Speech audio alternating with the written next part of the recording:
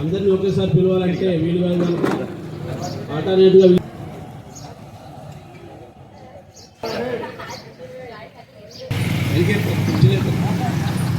ఈరోజు బాబు జగజీవన్ రావు జయంతి పురస్కరించుకొని కొరుట్ల మున్సిపల్ ఆధ్వర్యంలో ఈ కార్యక్రమం నిర్వహించినందుకు కమిషనర్ గారికి కృతజ్ఞతలు తెలియజేస్తూ ఈ కార్యక్రమానికి ముఖ్య అతిథిగా విచ్చేసిన మున్సిపల్ చైర్పర్సన్ తిరుమల వసంత గంగాధర్ గారికి, అలాగే రాష్ట్ర బాబు జగజీవన్ రామ్ 119వ జయంత్యోత్సవాలకు వచ్చేసిన అధికారులకు, స్థానిక ప్రజాప్రతినిధులకు, బడుగు బలహీన వర్గాల నాయకులకు, ప్రతి ఒక్కరికి పేరు పేరున నా నమస్కారాలు తెలియజేస్తూ సభకు నమస్కారం. డాక్టర్ అనూప్రావు గారికి కురుకులపట్నం నుంచి బీజేపీ రాష్ట్ర కార్యవర్గ సభ్యునిగా ఇచ్చినందుకు మా అన్నకు మేము శుభాకాంక్షలు తెలుపుతున్నాం.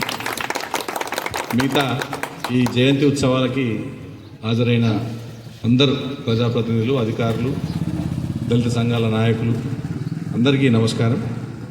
బాబు జగజీవన్ రామ్ గారు దళితుల కోసమే కాకుండా భారతదేశ ప్రజలందరి కోసం కూడా తన జీవితాన్ని అంతా త్యాగం చేసి పోరాడినరు. మనం ప్రతిసారి జయంతికి, వర్ధంతికి దండలేయడమే కాకుండా వేదికపై ఉన్న మున్సిపల్ చైర్పర్సన్ తిరుమల వసంత గారికి, పెద్దలు అనుపన్న గారికి, గౌడ సంఘం అధ్యక్షుడు అన్నం అనిల్ గారికి,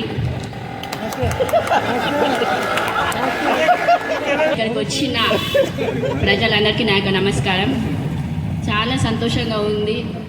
మళ్ళీ after 5 years again I'm attending the meeting. Babu Jagjivan Rao జయంతి సందర్భంగా ఆయన ఎట్లా కృషి చేసిండో, ఆయన దేనికోసం పాటుపడిండో అవన్నీ మనం ఆచరణ తీసుకొని అదేవిధంగా మనం అందరము పాటుపడాలని కోరుకుంటున్నాను.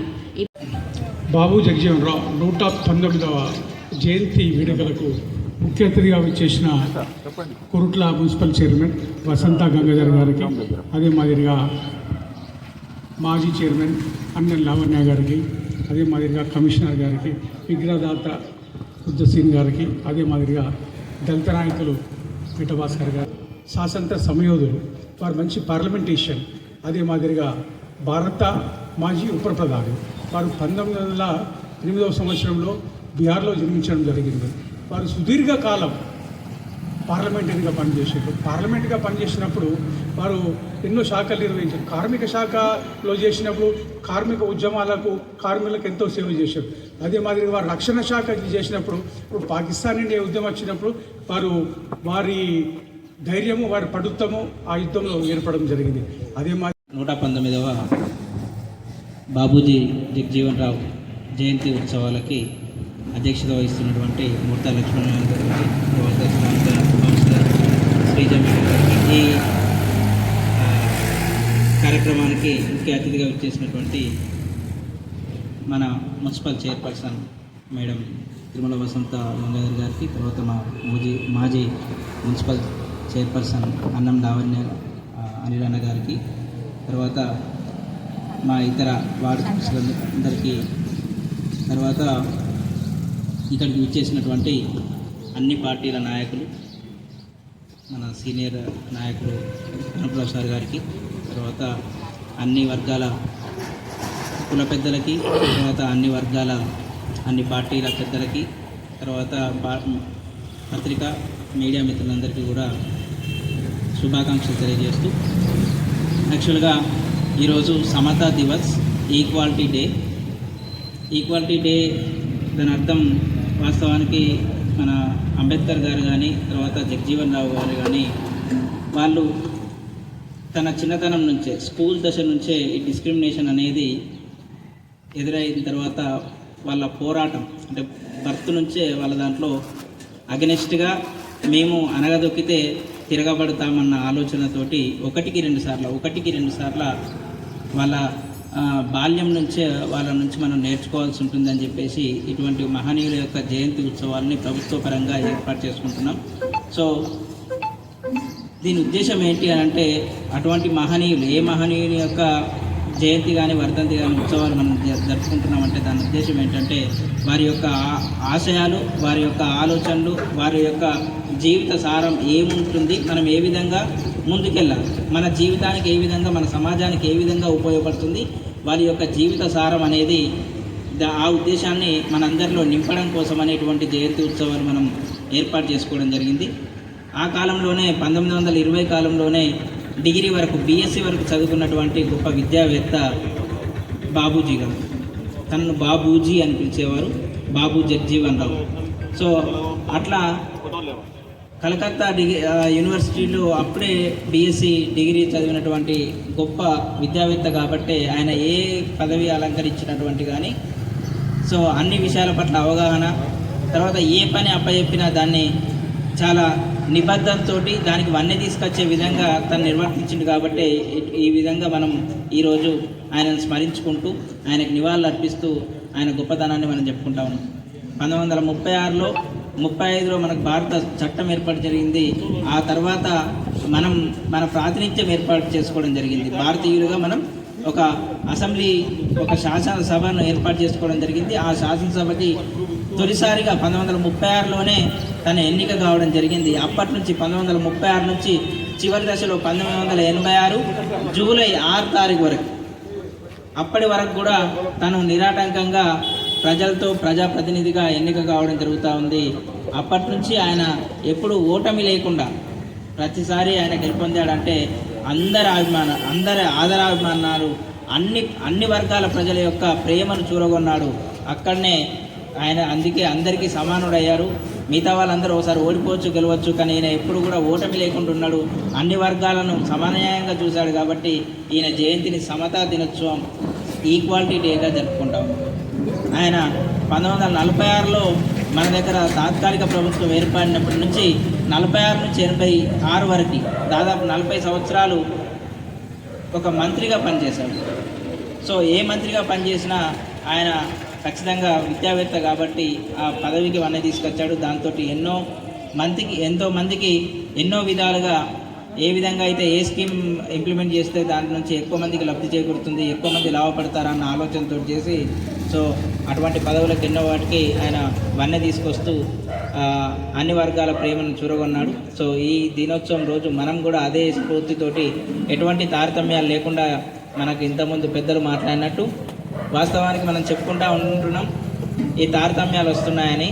సో ఈ తారతమ్యాలు మనం పాట కూడా విన్నాం, మన మనసులోనే మారాలి, మన మెదడులో మారాలి, మన ఆలోచనలో మారాలి, మన అలవాటుల్లో మారాలి, మన క్రమశిక్షణలో, మన నడవడికలో మారాలి. అందరూ సమానత్వం అనేది అడుగడుగునా చూపిస్తేనే అది సాధ్యమవుతుంది. ఇంతకుముందు కూడా చాలామంది పెద్దలు చెప్పారు, మన వివాహ వ్యవస్థలో కూడా మార్పులు వస్తేనే ఇటువంటి మారుతాయని అనుకుంటున్నాం. బట్ రాబోయే ఫ్యూచర్లో కూడా అందరూ కూడా సమసమానత్వం వచ్చే దిశగా అందరూ కూడా అదే ఆలోచనలతో ఉంటారని చెప్పి ఆ విధంగా అంటే మన సంస్కృతిని గౌరవిస్తూనే మన ఆలోచనలో మార్పులు రావాలి. సమాజానికి మన నడవడికలో మనం పెద్దలు చూసిన దానిలో ఎక్కడ కూడా చెడుదానికి పోకుండానే మన వ్యవస్థలో అందరూ సమానత్వం అనే ధోరణి మాత్రం మనం అలవర్చుకోవాలని సందర్భంగా మీ అందరికీ ఆయన యొక్క స్ఫూర్తిని ఈ విధంగా చెప్తూ ఈ కార్యక్రమాన్ని విజయవంతం చేసిన ప్రతి ఒక్కరికి కూడా ధన్యవాదాలు తెలుపుతూ ఈ అవకాశం ఇచ్చిన విగ్రహ కమిటీ వాళ్ళందరికీ కూడా ధన్యవాదాలు. మీరు బతుకమ్మ అప్పుడు సార్ ఆ పార్క్ క్లీన్ చేయించండి సార్, నీట్గా ఉంటుంది అంటే అక్కడ చూసాం, కాంపౌండ్ కూడా ఉంది. సో అన్యాక్రాంతం అవడానికి అవతల సైడ్ శ్మశాన వాటికి సంబంధించి ఇసుక తీస్తే అది ఇష్యూ ఉన్నది.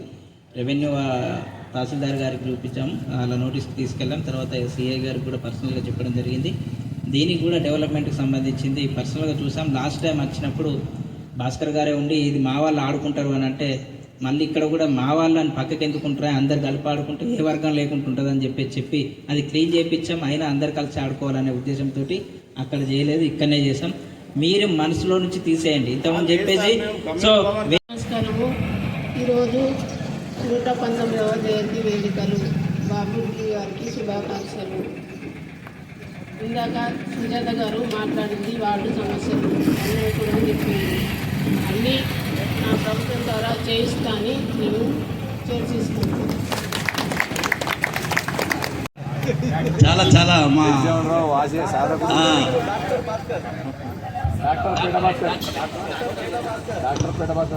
మా డాక్టర్ పేడ భాస్కర్ గారు మాట్లాడాల్సిందిగా కోరుతున్నాను. అయితే సామాజిక దళిత బహుజన వర్గాలందరికీ విజ్ఞానం సంఘటితం సమరం అన్న బాబు జగ్జీవన్ రామ్, భారతరత్న బాబా సాహెబ్, అలాగే బాబు జగ్జీవన్ రామ్ గారు ఈ దేశ అనగారిన నిమ్న సమాజానికి 2 కళ్ళ లాంటి వారు. మనం ఇందాక అనేక మంది వక్తలు చాలా గొప్పగా ప్రశంసించారు, ప్రసంగించారు. ధన్యవాదములు. ఆయన సేవలు చాలా గొప్పగా చెప్పారు. వాస్తవంగా కూడా మరి వారు యుగ పురుషులు. ఇందాకనే మా నర్సయ్య సార్ అన్నట్టు ఈ సమాజంలో కేవలం ఇప్పుడు వేరే కులాలు ఉన్నారు. అబ్దుల్ కలాం ఉన్నాడు, ఆయన ఒక లెజెండరీ, ఆయన మైనార్టీ అన్నారు. నెహ్రూ ఉన్నాడు, ఆయన పలానా బ్రాహ్మణ ఇది అన్నారు. గాంధీ ఉన్నారు, ఆయన వైశ్య ఉన్నారు. అబ్దుల్ కలాం ఉన్నాడు, ఆయన ఒక లెజెండరీ, ఆయన మైనార్టీ అన్నారు. నెహ్రూ ఉన్నాడు, ఆయన పలానా బ్రాహ్మణ ఇది అన్నారు. గాంధీ ఉన్నారు, ఆయన వైశ్య అనే కుల సంబోధన రాదు. కేవలం ఒక అంబేద్కర్, జగ్జీవన్ రామ్ రాగానే దళిత నాయకులు, దళిత సామాజిక ఉద్ధరకులు ఈ దేశాన్ని దశ దిశల ప్రపంచ స్థాయిలో మార్గం చూసిన మహనీయులు వారు. ఆయన ఆఫ్ఘనిస్తాన్, పాకిస్తాన్ చరిత్రలోకి పోతే ఈయన రక్షణ శాఖ మంత్రి ఉన్నప్పుడు అన్యూన్యమైన సంస్కరణ చేసి ఈ దేశాన్ని దశ దిశల విస్తరింపజేసిన మహనీయులు. ఈరోజు బాబాసాహెబ్ అంబేద్కర్ గారు రాజ్యాంగాన్ని రచించి ఈ దేశ ఔన్నత్యాన్ని ప్రపంచ దేశాలకు దిక్సూసి చూపిన మహనీయుడు. అలాంటి వారిని కేవలం కులాలకు అంటగట్టడం సరైంది కాదని ఈ సందర్భంగా తెలియజేస్తూ, ప్రధానంగా ఈరోజు ఒక మహనీయుని జన్మదిన వేడుకలో పాల్గొంటున్నాం. మీ అందరికీ మరోసారి శుభాకాంక్షలు తెలియజేస్తూ, ఇందాకనే పెద్దలు అనిల్ గారు అన్నారు, మిత్రులు, కుల మతాలు మలమూత్రాలు. కుల మతాలు మలమూత్రాలు. ఇది కొత్తగా అన్నది కాదు, ఎవరో రచయిత సృష్టించి కాదు.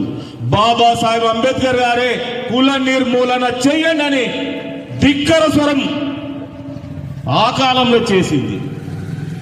ఈ దేశంలో జీవిస్తున్న ఏదైతే మేము చాలా గొప్పలం అనుకుంటున్న ఏదైతే విర్రవీయ కులాలు ఉన్నారో ఈ కులము నిర్మూలన చేయడం లేదు.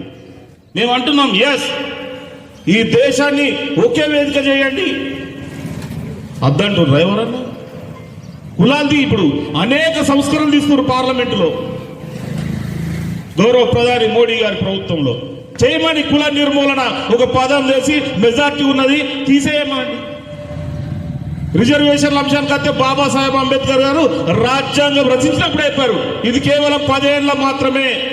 ఈ సమాజంలో ఏదైతే నా వర్గాలు, నిమ్న వర్గాలు ఊరికి చివరగా మూతికి ముంత, మెడలో గంట, నడుముకు చీపురు కట్టుకొని ఏదైతే హీనంగా బతుకుతున్నారో రేపు రాబోయే రోజుల్లో కనీసం రాజ్యాంగ ఫలాల ద్వారా మరి సమాంతర దిశ కత్తారని ఈ 10 ఏళ్ల లోపే ఏదైతే నేను కల్పించిన రాజ్యాంగ ఫలాలు వారికి అందుతే ఈ కులాలకు సమాంతర దిశలో నా ప్రజలు, నా అరగారిన ప్రజలు, నా బహుజన ప్రజలు, నా నిమ్న జాతుల ప్రజలు ఎదుగుతారని ఒక సంకల్పంతో రచిస్తే ఈరోజు రాజకీయ పార్టీలు అన్ని కూడా ఈ దేశాన్ని దగా చేస్తున్నారు, మోసం చేస్తున్నారు. దాన్ని ఎక్స్టెన్షన్ ఎవరు చేయమన్నారు అంటే వాళ్ళు ఇంప్లిమెంటేషన్ చేయలేని పరిస్థితిలో ఈరోజు రాజకీయ పార్టీలు ఉన్నాయి. బాబాసాహెబ్ అంబేద్కర్ ఏం చెప్పారు? 10 సంవత్సరాలలో రిజర్వేషన్ ఫలాలు సమాంతర దిశలో రచన ప్రకారం రాజ్యాంగం ప్రకారం పంచితే అందరు సమాంతర దిశలోకి వస్తారు అనే ఉద్దేశం కొద్ది. మరి పంచే స్థితిలో ఈ పార్టీలు ఉన్నాయా? దాదాపు 78 సంవత్సరాలు దాటింది అనుకుందాం. అందుకనే దయచేసి ఎప్పుడు కూడా మనము మహనీయుల్ని మహనీయుల స్థాయిలోనే గౌరవించుకోవాల్సిన బాధ్యత మనందరిపై ఉన్నది. అదో వర్షన్ అయితే ఈ ప్రస్తుతం మసీన్ అన్నారు, బల్ల గుద్ది నిలబడి కలబడి సాధించుకోండి మీ హక్కులు, మోకరిల్లకండి అన్నగారిన ప్రజలు అంతో ఇంతో మా మహనీయుల వల్ల జ్ఞానోదయం పొంది ఇప్పుడిప్పుడే సమాజంలో సమాంతర దిశకు మేము కూడా రావాలి అని ఒక తపన కొద్ది వివిధ రంగాల్లో శ్రేష్ఠులుగా ఎదుగుతున్న మా సమాజం ఇంకా నేర్చుకోవాల్సింది చాలా ఉంది.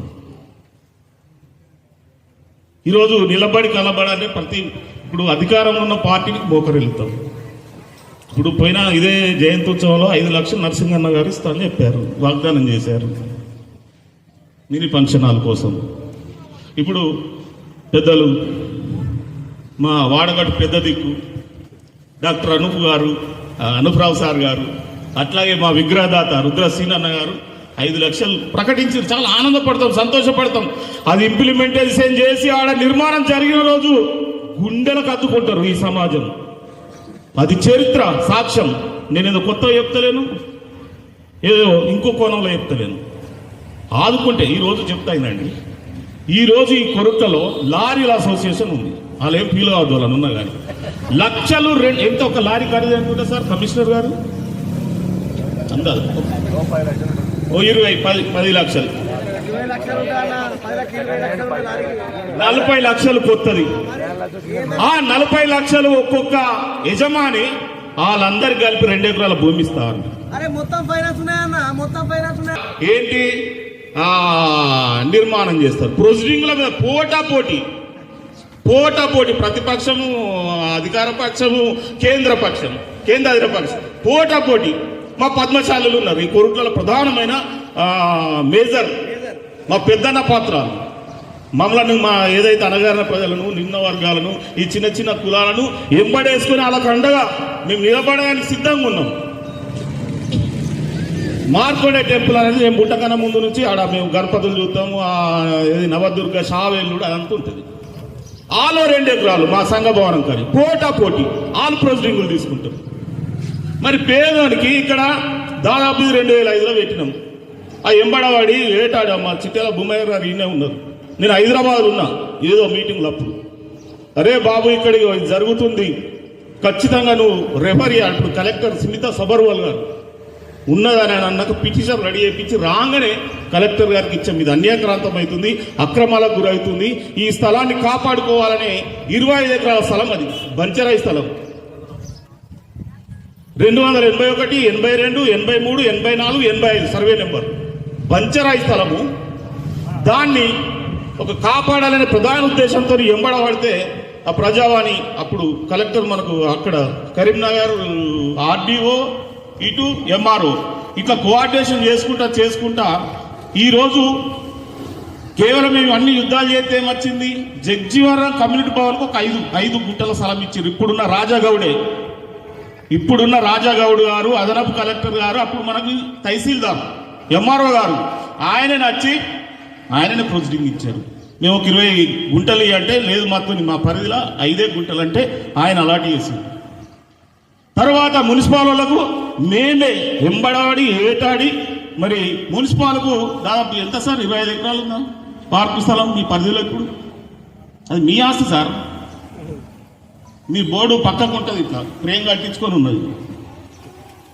అయితే ఇంకో విషయం ఏంటంటే మీ భూములు మేము తపన పడుతున్నాం, మేము వేదన పడుతున్నాం. మాకు కమ్యూనిటీ కావాలి sir, mini function hall, slum area.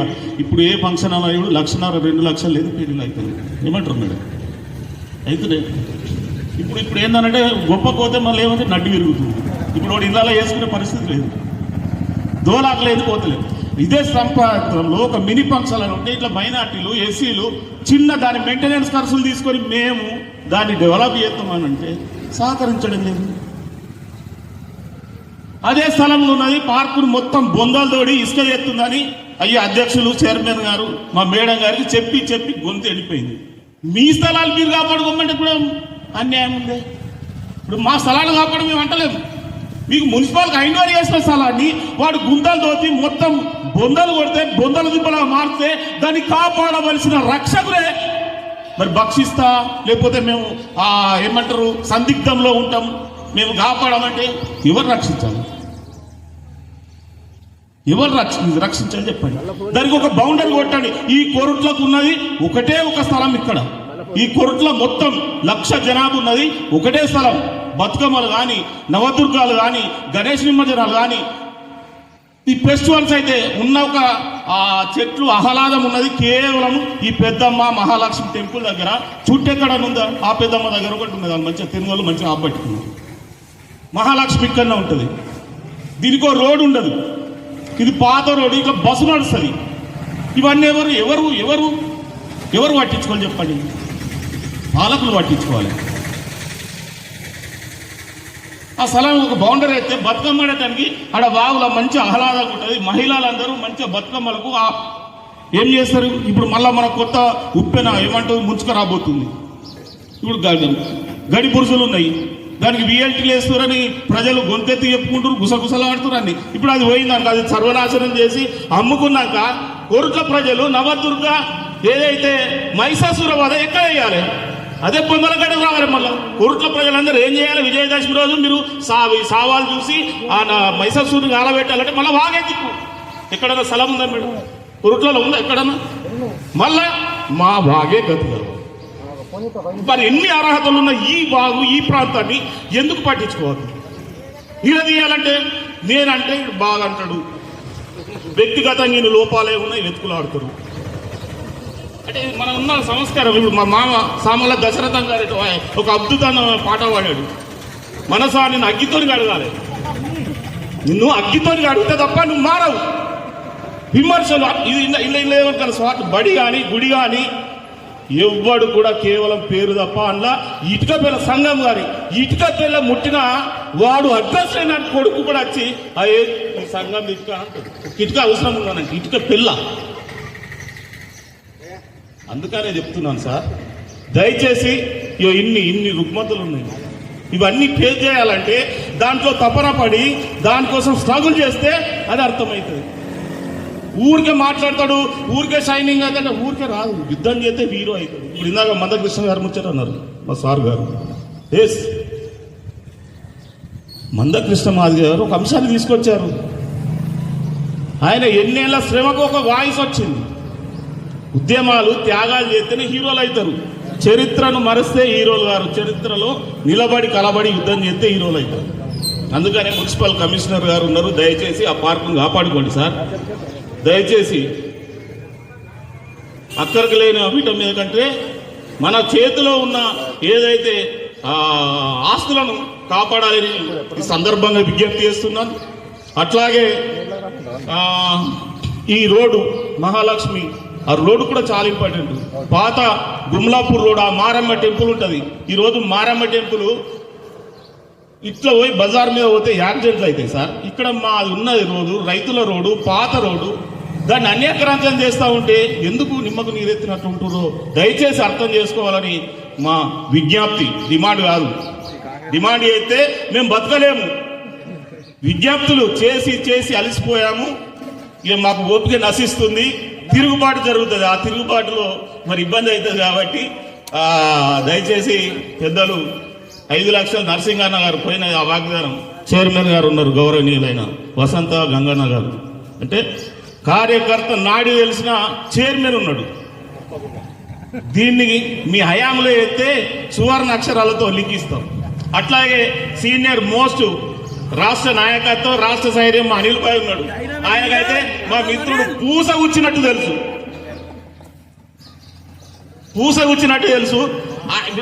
ఇప్పుడు నరసింహారావు చెప్పేటప్పుడు తన బాధ్యత ఉండదా? అంటే తప్పించుకున్నవాడు ధన్యుడు సుమత అనేది ఆ దయచేసి ఉండదు. లేదా 5 లక్ష్మీనారాయణ గారు అంటే బీజేపీ